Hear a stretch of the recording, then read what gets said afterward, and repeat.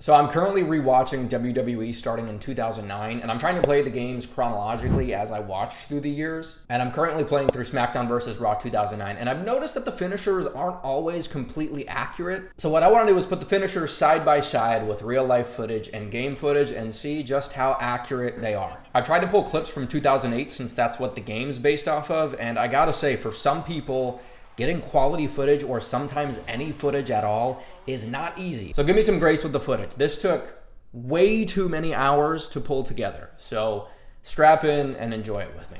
Ah, the Batista bomb. I love 2008 Batista, man. And this looks pretty good in this game, honestly, especially with the pin combo. Instead of using the glam slam, which she was using at this time, they went with a fisherman suplex instead. I don't know why. Big Daddy V is a top tier wrestling name. I stand by it. I always thought his elbow drop was so funny that a 500-pound man, instead of using his entire body, just uses his elbow. I'm sure it still hurt, but, you could kill a man with that frame. Well, I honestly thought they called this the showstopper, but it's just called a choke slam in this game. Am I crazy for thinking that? Boogeyman was absolute nightmare fuel. He will be in my dreams tonight. I love this finisher. Brian Kendrick was actually in a WWE Championship match at Unforgiven in 2008. Fun fact. This was literally the only clip I could find of her doing this where she tucks the person's head in under her shoulders. But this finisher is pretty cool. I don't know how she ever won a match with this, given she falls out of the ring, but it's pretty sick. Carlito's backstabber was the perfect finisher for his character, and it looks so good in this game. He still uses it today. That's how you know it's good. I think this might be Eddie Guerrero's old frog splash animation, and it looks pretty good, so I'm not mad about that. Codebreaker looks fantastic. Walls of Jericho, they got the slow roll down. They got Jericho's lean back to really lock it in. It looks fantastic. Chuck Palumbo, a guy we all forgot about. I couldn't tell you his finisher, gun to my head, but it's kind of cool looking. Go to Sleep is just an all-time finisher. He was actually World Heavyweight Champ here. He cashed in his money in the bank from WrestleMania. Young Cody. He's got a DDT that I never remember him using, probably because he was in a tag team. Do you guys remember this? That was literally the only clip I could find of Kurt Hawkins running clothesline. It took me like an hour to find even that shitty clip. This was the year that Edge married Vicky Guerrero. Such an annoying storyline, but he was on top of WWE for most of this year, and also on top of Vicky Guerrero. I didn't realize Elijah Burke was using the Skull Crushing finale before The Miz was. One of those guys that was very underutilized. Only one thing to say when Festus comes on. Biscuits and gravy! Finley's Celtic Cross looks spectacular in this game. This was right when he found out he was Hornswoggle's dad. You can actually use Hornswoggle as a distraction in this game. It's pretty great. The Great Khali honestly looks like pretty good overall in this game. This was shortly after his only World Heavyweight Championship run. And I want you to look at the face of the person he's giving the vice grip to here. That is just brutal. I could not sleep when he did that to Rey Mysterio. Next up, we have Bosco, and he... Oh, wait, that's me. No, that move's been banned for years. Just a teeny break, I promise. I'm still a very new channel, but I'm having a good time with it. Hopefully you can tell. I don't take it too seriously. This video is different than what I usually do. It's typically just WWE analysis. So if you're enjoying the video, leave a comment and like it. Tell me that you're enjoying it so I know to make more of these. It would mean a lot to me. Okay, back to the video. I'm going to go Tombstone the Body Pillow now. Hardcore Holly, a little past my time. He did have a tag team title run with Cody Rhodes when Cody debuted, though. I know JBL used to do the powerbomb when he was Bradshaw. This was the only footage I could find of him doing this cigar taunt, though. Was there any other scenario where he did this? Clothesline from Hell looks pretty good. I like that it's a running finisher and not a ground finisher like the spear. Not sure why they chose to do a reverse Twist of Fate for Jeff Hardy. Again, I couldn't find footage from 2008 for this. It was always just normal Twist of Fates. But the Swanton Bomb might just be my favorite wrestling move of all time.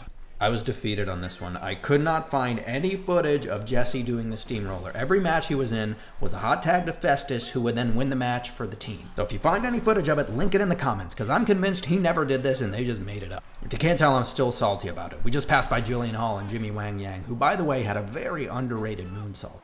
John Cena was literally unbeatable in the late 2000s. This was that transition period before Super Cena, but after the Doctor of Thugonomics, so his attitude adjustment was still called the FU. And yeah, he went on an absolute tear this year. This was when he returned from the Royal Rumble that everyone remembers. Just before John Morrison used Starship Pain, he had the Moonlight Drive.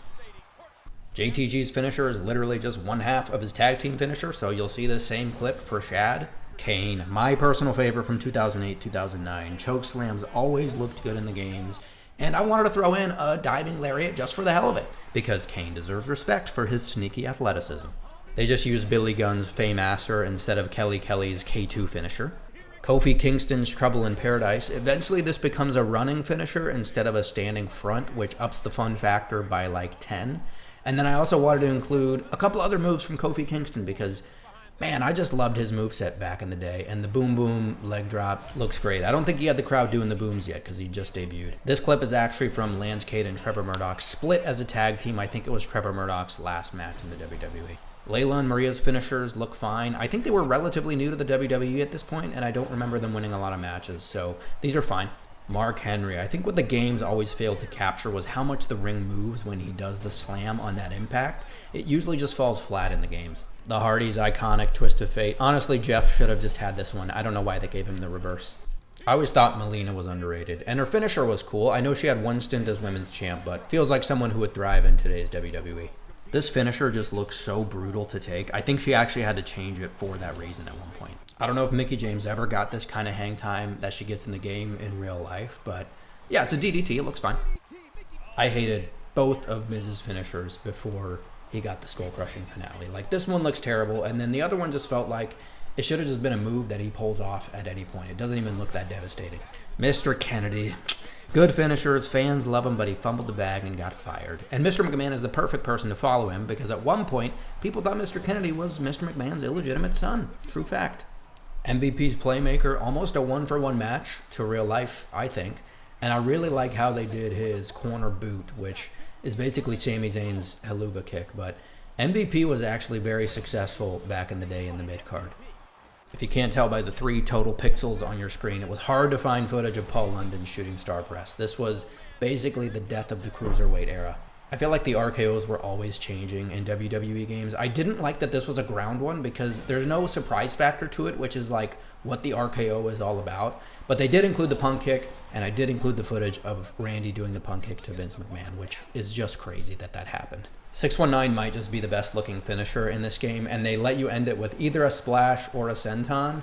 I think Rey Mysterio is the most fun guy to play with in WWE games. Look at how long the figure 4 takes to set up. And they even threw in a little surprise here. Check it out. When did he ever do that? Somebody send me the footage because I could not find anything where he was air humping before the figure 4 leg lock. It looks good, but the setup is ridiculous. I couldn't get any footage of Santino Marella doing a finisher in 2008 because he never did one. He lost every single match that year. 0-43. His finisher literally was losing. So if you haven't noticed, every wrestler is doing their finishers on Santino in this video to honor him. RIP to Shad, man. This is the other side of the Crime Time tag team finisher that you saw with JTG earlier.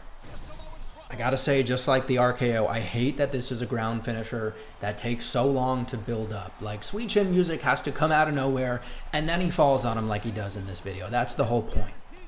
The complete shot, it doesn't look that bad in this game. I mean, they gave it the respect it deserves for Shelton Benjamin.